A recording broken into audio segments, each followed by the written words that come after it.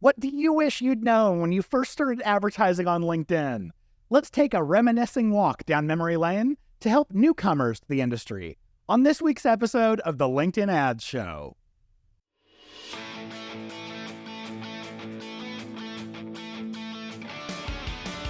Welcome to the LinkedIn Ads Show. Here's your host, AJ Wilcox. Hey there, LinkedIn Ads fanatics. As he said, I'm AJ Wilcox, and I'm the host of the weekly podcast, the LinkedIn Ads Show. I'm thrilled to welcome you to the show for advanced B2B marketers who want to evolve and master LinkedIn ads and achieve true pro status. LinkedIn ads are hotter than ever, and more marketers are coming to the platform. I would argue that there's a lot of bad advice out there right now that they're unfortunately learning from. So I asked you, the LinkedIn ads community, to share what you wish you'd known. And honestly, I expected a lot of simple tips, but ended up with much more on the advanced side than what I was expecting. So stay tuned. Even if you are an advanced LinkedIn ads marketer, you're probably going to learn something. The LinkedIn Ads Show is proudly brought to you by B2Link.com, the LinkedIn ads experts. B2Link is the ad agency 100% dedicated to LinkedIn ads, and we have been ever since 2014. You know, back before it was cool. We build a custom strategy for every account that we work with. You get to work directly with me and my local team. You won't get a cookie cutter approach or a standard account template from us. I'm a car guy, so I like this analogy. We provide Ferrari level results at the price of a Honda. So if you'd like to explore partnering with us for your LinkedIn ads, schedule your free discovery call at b2link.com/discovery. All right, I wanted to shout out a review here. Rocio Ochoa Aparicio, who's a marketing specialist at Extreme Push from Ireland. She said, I'm so a fan of the podcast and have applied a few tips from it, and it has worked so well. The podcast is so informative and well explained. I really like it. I think it's the best out there regarding LinkedIn tips. Rocio, thanks so much for the kind words. I'm really glad that you've taken something away from the show that you've been able to implement and have success. All right, to everyone else out there, do you have a question, feedback for the show, or a review? You can message me on LinkedIn or email us at podcast@b2linked.com. You can attach a link to a voice recording from you if you want, and I'll play them right here on the show. I'm happy to keep you anonymous or share your details. And after you listen to this episode, I think you'll actually believe me that I want to feature you. All right, let's hit it. One of our loyal listeners out of the UK messaged me with this idea for an episode. He said he'd really love to hear an episode about what I wish I'd known when I first started advertising on LinkedIn, because he gets this question a lot. I thought it was a pretty good idea, but I wanted to take it a step further and ask the whole LinkedIn ads fanatics community to get involved and bring more ideas. Because honestly, at this point, you've probably heard plenty from me. Naturally, because he was the inspiration for this episode, I asked Daniel Bebb, paid media specialist at PH Creative, to share first. Hi AJ, Dan Bebb here from PH Creative. Big fan of the show, long-time listener. For me, is that you should never truly be happy with a campaign's performance. You always need to go back and test, whether that be targeting, creative, and anything in between, even those kind of new features which only just come out and you're not sure if they're going to be relevant for your campaign or not. In this case, both you and the campaigns you're running are evolving. And that's, so important when everything moves so fast in the realm of digital marketing. Dan, this is really good advice. I admit that early on, I did a lot of testing, and I found certain things that worked and certain things that didn't work on the platform, and I found myself being very inflexible later about trying new things. Over the last several years, I've been a lot more flexible in trying new things. I've been open to the idea that things can change, both on the platform and user behavior can change. And of course, LinkedIn's coming out with all kinds of new things here and there, gives us lots more technology to test. So Dan, thanks again for kicking this off. I'm sending you a big hello to Wrexham, England. Next up is Nicholas Branda, Director of Demand Gen at Cyberwise in Maryland. Hey AJ, so this is in response to your question you posted asking what LinkedIn advertisers wish they knew earlier. And for me, I wish I understood much earlier that LinkedIn does not think like an advertiser, it thinks like a machine. And you have to really look out for all the ways that LinkedIn can misinterpret your audience targeting and adjust accordingly. In LinkedIn's mind, it's going to do its best to fulfill exactly what you ask for. The other thing that I wish I knew sooner that I think will be of a lot of value to people is the demographic reports, about how you can pull the reports and see the companies that are seeing your ads. Because a lot of the times, it's not who you initially think it might be. So use those demographic reports. It'll save you a lot of ad spend. Nicholas, you gave us lots of good stuff here. Number one, LinkedIn thinks like a machine. I totally agree. As an example, I found that the LinkedIn Audience Network will spend the whole day's budget in less than 20 minutes. I loved your advice to look for the ways that LinkedIn can misinterpret your audience targeting. As an example that kind of blew me away, I was looking at seniority targeting and thinking about things like, hey, I bet attorneys and dentists, because they're business owners, I bet they're going to be in the CXO level of seniority for chiefs because they're running their own company. We can probably reach them with that targeting. And then I found out that LinkedIn categorizes them as director level for some reason. All right, our next expert here is Anthony Blatner. He's the head of Speedwork out of Austin, Texas. Hey fanatics, this is Anthony Blatner from Speedwork, and what I wish I knew when I first started advertising on LinkedIn is just how long B2B sales can take. And the fact of the matter that no matter how good your marketing is, many businesses out there move slow, and it's really not until your prospect has a buying need arise that they're going to buy. So don't beat yourself up if your initial campaigns seem like they're moving slow. If anything, expect it, and think about the long-term sales and marketing motion that you're building and strategize how you can be top of mind and clearly the first choice with your ICP when that need arises. That's how you'll build a successful funnel. Anthony, spot on. I totally agree. B2B marketing takes time, and that's pretty uncomfortable when you're used to maybe B2C marketing where deals close much faster. You can't force someone to be ready for a B2B sale. Well said. Our next advice here comes from Mario Maier from eGromo out of Austria. Hi AJ, this is Mario. So these are my 3 tips for LinkedIn ads. First one, your technical ad optimization skills will never be as relevant for your campaign success as the right message and offering of your specific audience. Double the time you spend on your creatives and copy. Second one, use CRM Sync to leverage the potential of your existing CRM contacts. Every dollar you spend on a warm contact relates to higher ROAS afterward.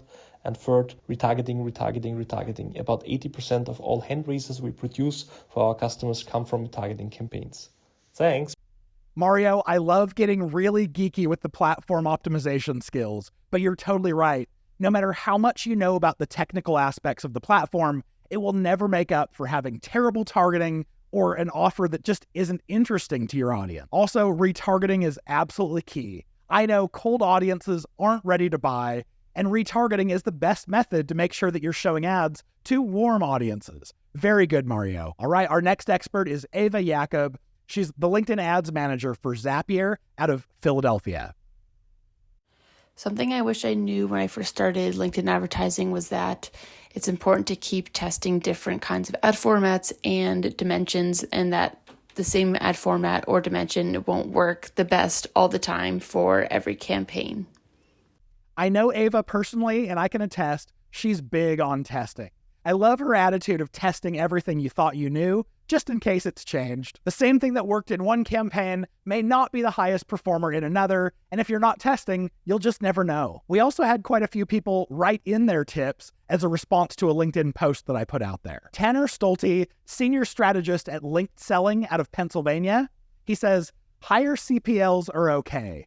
When you do the MQL math on LinkedIn leads versus something like Facebook, the numbers work themselves out while producing a better end result. Thanks, Tanner. Yes, I watch this scenario play out every month. LinkedIn ads is oftentimes 3 times the price of Meta, so costs per lead look high. But then when you realize that the sales team has to throw out 90% of the leads that Meta generates because it just doesn't understand how to target professionals. And then you see that LinkedIn ends up with 2 times the return on investment. It's pretty eye-opening how important accurate targeting really is. Then Juan Carlos Lundy, who's growth marketing manager at Transect, he shared, Going from novice to your inaugural person to receive your advanced LinkedIn ad certification, I wanted to know about proper bidding strategy that wasn't automated. You saved me thousands of dollars in a short amount of time. Jacob, yes, thank you so much. Jacob has been one of our LinkedIn ads super fanatics from very early on. For those of you who don't know, the private LinkedIn ads fanatics group you can go to at fanatics.b2linked.com. It's a private community, and upgraded members hop on a weekly group call with me. And one of the perks that we offer here is an advanced LinkedIn ads certification that's included with being a super fanatic. Jacob was the first to be advanced LinkedIn ads certified, and he's absolutely awesome. If you're on the fence about joining the Fanatics community, let this be the little poke that you need to jump in. So Jacob mentioned that proper bidding strategy is what he wishes he would have known. And I 100% agree here. I think this is the topic that not understanding is making advertisers pay 2 to 3 times more than they need to be. And I really mean that. 2 to 3x more than you need to be paying for LinkedIn ads. If this is a topic that you don't feel like you're a master of yet, go back and listen to episode 89. All right, our next one is by Rob Drummond. He's the founder of storyselling.biz. Rob cheated a little bit, and he gave us 4 pieces of advice.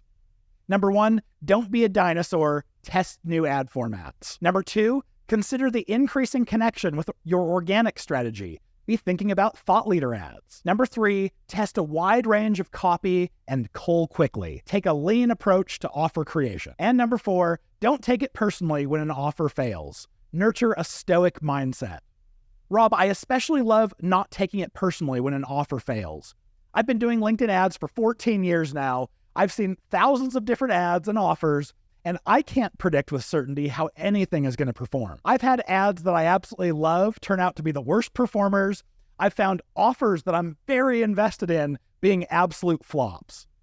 So if you feel this way, join the club. Realize that you aren't your target audience, and the beauty of LinkedIn ads is that we get fast feedback from our ideal target audience who will actually tell us what they like and what they don't like. Excellent advice, Rob. The next piece of advice here comes from Muhammad Ali Shahzad. He's a digital marketing specialist in Islamabad, Pakistan. Muhammad shared, LinkedIn Audience Network is not always the best option for every business. Now, Muhammad, you put that very politically correct.